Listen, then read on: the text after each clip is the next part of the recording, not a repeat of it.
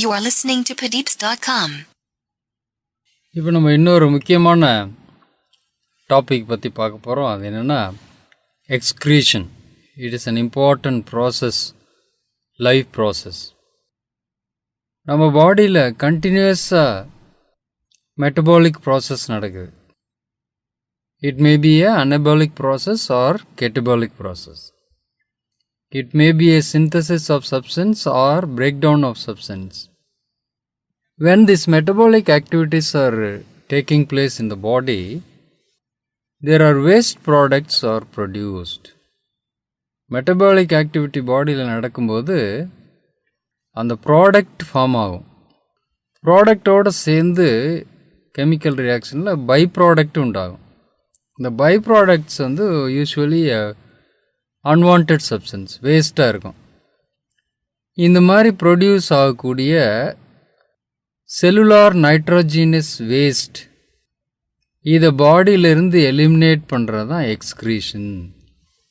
இந்த மெட்டபாலிசத்தால் ப்ரொடியூஸ் ஆகக்கூடிய major waste வந்து nitrogenous waste. It cannot accumulate in the body. அது பாடியில் அப்படியே சேர்ந்துக்கிட்டே வந்துச்சுன்னா அது பாய்சனஸாக மாறிடும். So it has to be eliminated. இதில் முக்கியமான 3 நைட்ரோஜினஸ் வேஸ்ட் என்னென்னா ammonia, urea and uric acid. இது 3ஐயும் சேர்த்து தான் நைட்ரோஜினஸ் வேஸ்ட் அப்படின்னு சொல்கிறோம். என்னென்னா ammonia, urea and uric acid. வெர்டிபிரேட்ஸில் different vertebrates excrete different forms of nitrogenous waste based on the nature of their habitat and availability of water. எங்கே இது சர்வைவ் ஆகுது, அதோட living place.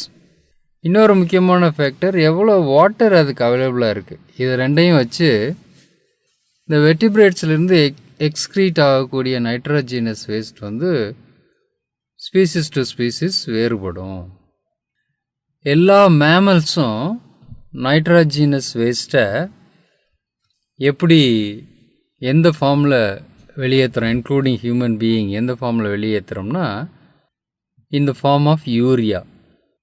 So all the organism which excrete nitrogenous waste in the form of urea are called urotelic animals, or this process is called யூரோடெலிசம்.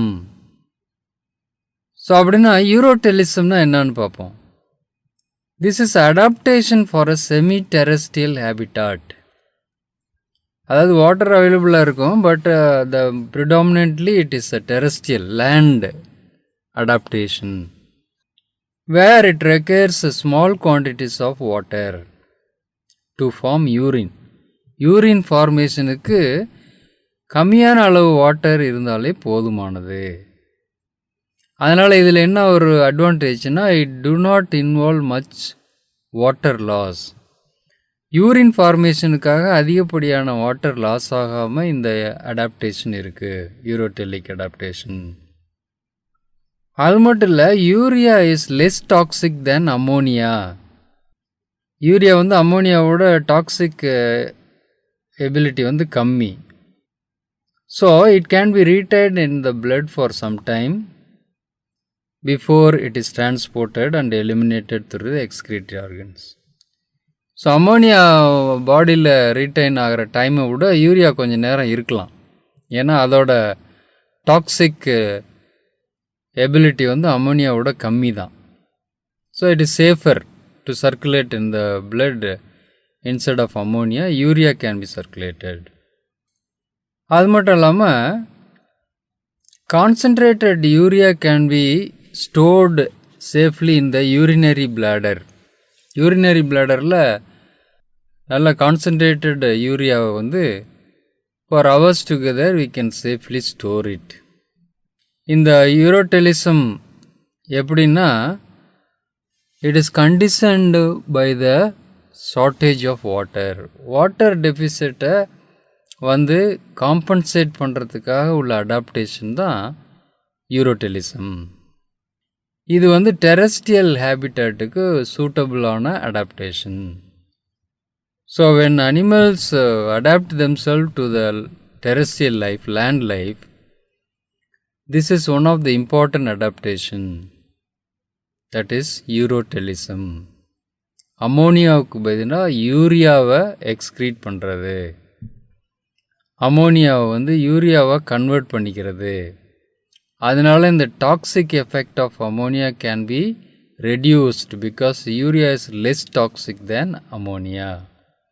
அது மட்டும் இல்லை, இந்த யூரியாவை excrete பண்ணுறதுக்கு கம்மியான அளவு வாட்டர் இருந்தால் போதும். ஸோ பாடியிலேருந்து வாட்டர் லாஸை குறைக்க முடியும். அடுத்த அட்வான்டேஜ், யூரியா வந்து யூரினரி பிளாடரில் ஹையர் கான்சன்ட்ரேஷனில் ஸ்டோர் பண்ணி சேஃபாக ஸ்டோர் பண்ணிக்க முடியும். இதெல்லாம் வந்து ஷார்ட்டேஜ் ஆஃப் வாட்டருக்கான adaptation which is best suited for a terrestrial habitat. இதை தான் என்ன சொல்கிறோம், யூரோடெலிசம் அப்படிங்கிறோம். எப்படி இந்த யூரியா வந்து ஃபார்ம் ஆகுது, அமோனியா வந்து யூரியாவை எப்படி மாற்றிக்குது நம்ம பாடி, அது வந்து ஒரு சைக்கிளிக் ப்ராசஸ். அந்த சைக்கிள் பேர் ornithine cycle, which is also called urea biosynthesis. So urea biosynthesis எப்படி நடக்குதுன்னு பார்ப்போம். லிவர் தான் இதில் முக்கியமான organ. Liver is the principal organ of urea synthesis. இதில் ஃபஸ்ட்டு ஸ்டெப்பில் என்ன நடக்குதுன்னா, ammonia formed in the cells and tissue by the process of deamination combines with carbon dioxide to form carbamyl phosphate. Ammonia வந்து carbon tie ஆக்சைடை combine ஆகி ஏடிபியை use பண்ணி carbamyl பாஸ்பேட்டுங்கிற compound form ஆயிரும். இந்த carbamyl phosphate is subjected to cyclic chemical reaction. எப்படி?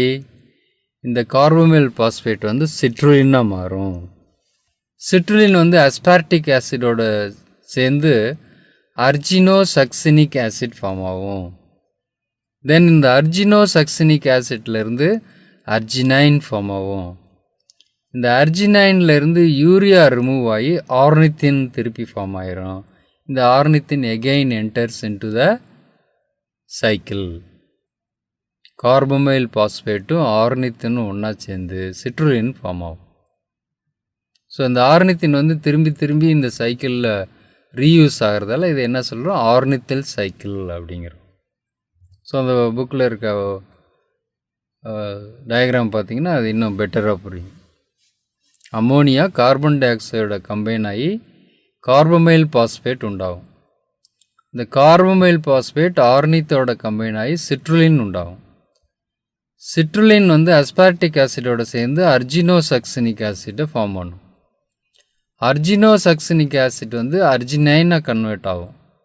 அர்ஜினைன்லேருந்து urea பிரிஞ்சுட்டு திருப்பியும் ornithine வந்துடும். That is why it is called ornithine cycle. இதில் வந்து 3 molecules of ATP are spent to convert toxic ammonia into a molecule of urea.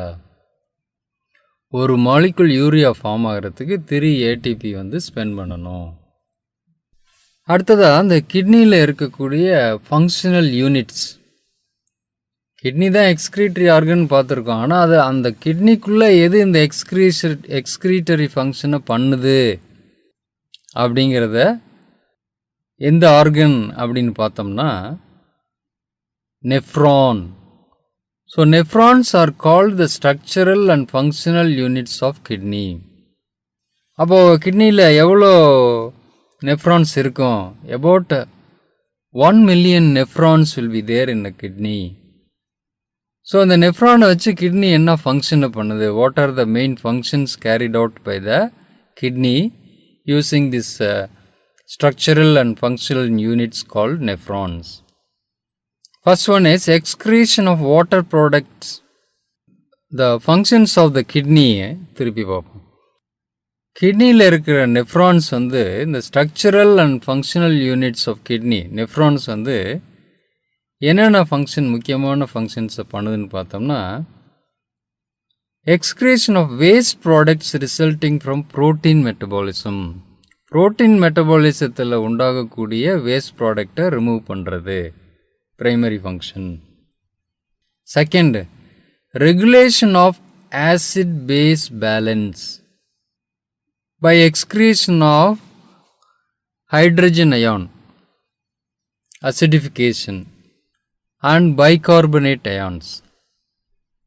எப்படி மாற்றணுமோ அந்த பேலன்ஸுக்கு தகுந்த மாதிரி எது அதிகமாக இருக்கோ ஹைட்ரஜன் அயான்ஸோ அல்லது பைகார்பனேட் அயான்ஸோ எக்ஸ்க்ரீட் பண்ணுறது மூலமாக இந்த ஆசிட் பேஸ் பேலன்ஸை கொண்டு வருது.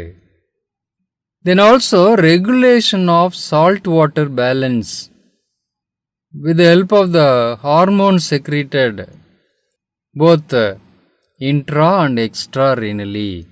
அதாவது கிட்னிக்குள்ளேயும் கிட்னிக்கு வெளியும் இன்ட்ரா அண்ட் எக்ஸ்ட்ரா ரீனரினா கிட்னியிலேருந்து வெளியிலையும் செக்ரீட் ஆகக்கூடிய ஹார்மோன்ஸை வச்சு சால்ட் வாட்டர் பேலன்ஸை மெயின்டைன் பண்ணுது.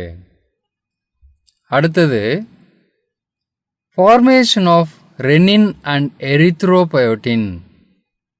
இது மூலமாக அந்த ரெனின் அண்ட் எரித்ரோபயோட்டின் ஃபார்ம் ஆகிறதால என்ன ஆகுதுன்னா it regulates the blood pressure and erythropoiesis respectively. Renin inhibitors அப்படின்னா ரெனின் வர்றதால அந்த பிளட் ப்ரெஷர் கண்ட்ரோல் ஆகுது. எரித்ரோபயோட்டின் அந்த erythro refers to red blood cells, RBC formation help பண்ணுது. ஸோ இது 4 primary functions of this kidney. என்னென்னா excretion of waste products, regulation of acid base balance, regulation of salt water balance, formation of renin and erythropoietin அப்படிங்கிற 4 ஃபங்க்ஷனை முக்கியமாக அந்த kidney பண்ணுது. You are listening to Padeeps.com.